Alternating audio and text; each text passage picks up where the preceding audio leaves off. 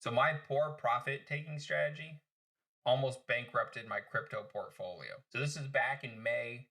I ended up buying around $4,000 worth of Polygon Matic.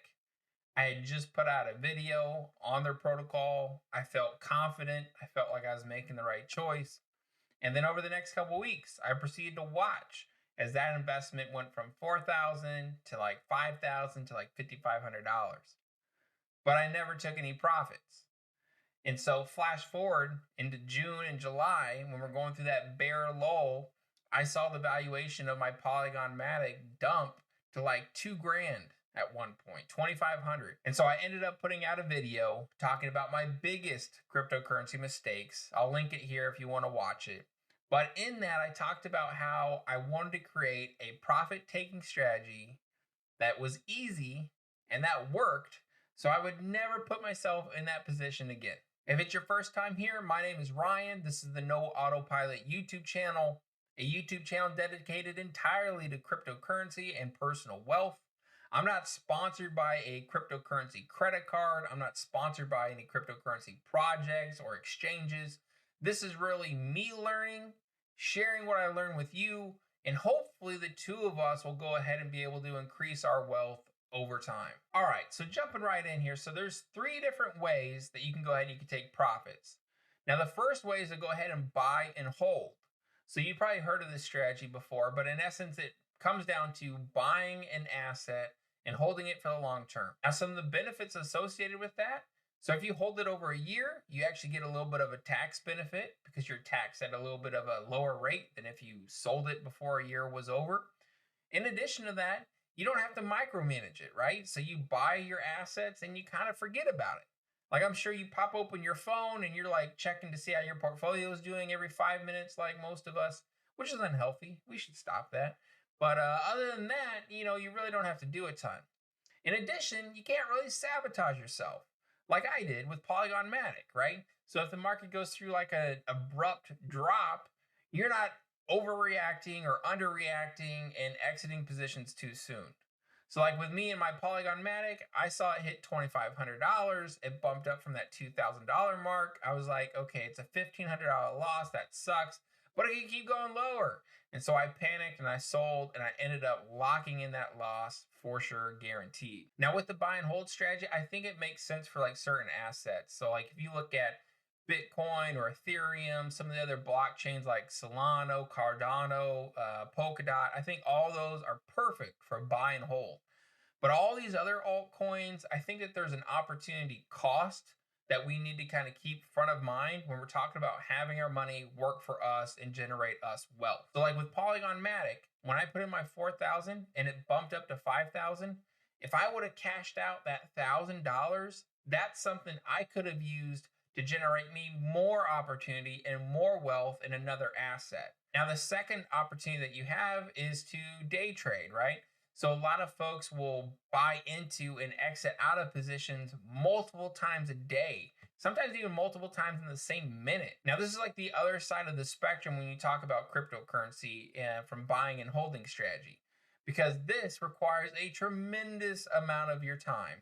You have to have your phone open, you have to check the charts, you have to know when to enter, when to exit. And there's a great deal of luck associated with doing that at the right point in time. And so I tried the day trading strategy for a while, and ultimately it wasn't for me. I just don't have what it takes to manage that level of complexity, or I just didn't have the skill. But I also think that there's an opportunity cost that's being missed when you go ahead and you do the day trade strategy as well. Because you're so involved with it, you have to spend so much time managing those trades. And your time is worth money, right?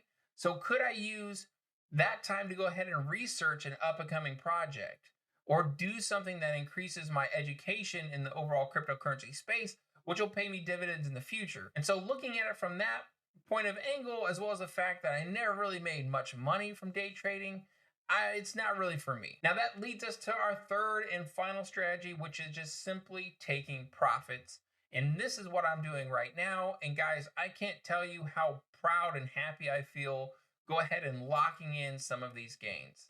So what I do is anytime a cryptocurrency asset, single asset that I have invested in reaches a 40% profit, I immediately cash out those profits.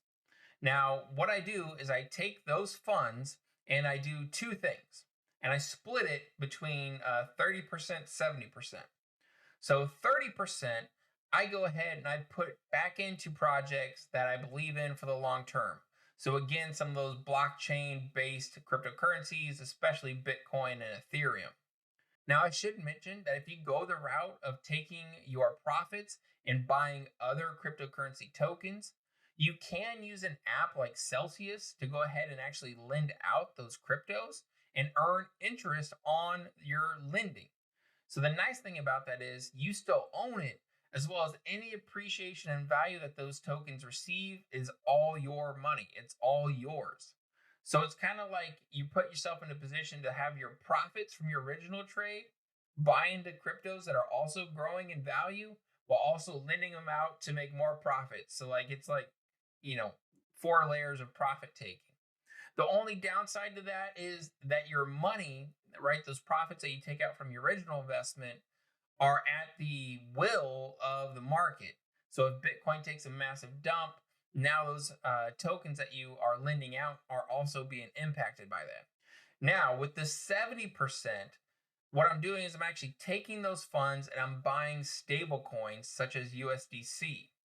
Now, the nice thing about stablecoins is it does also earn you a small bit of interest, not a ton, but a bit. But what it puts me in the position to do is when we go ahead and we hit another bear market or a retracement and we see these 10, 20, 30, 40, 50% dips in some of these asset prices, I have all this cash, I have all this dry powder ready for me to go ahead and take that money and begin investing back into those projects that I've already researched, that I already believe in. And so again, I'll go ahead and I'll take those and I'll dollar cost average back into those projects, maybe every single week, throwing $100 here, $100 there, that type of thing. So anyhow, that's the process that I use. And that's something you can start doing right now to take your profits off the table, have that great feeling of knowing that you lock those in and reducing some of your stress about worrying what your money is going to do out there in the marketplace. Let me know in the comments down below. Was this helpful? Is there a different strategy that you use that you want to share? Maybe I'll cover it in an upcoming video. My name is Ryan. This is the No Autopilot YouTube channel. I appreciate you stopping by and watching this video. If it was helpful, hey, go ahead and hit that thumbs up button for me. And yeah, I'll see you in the next video. Bye.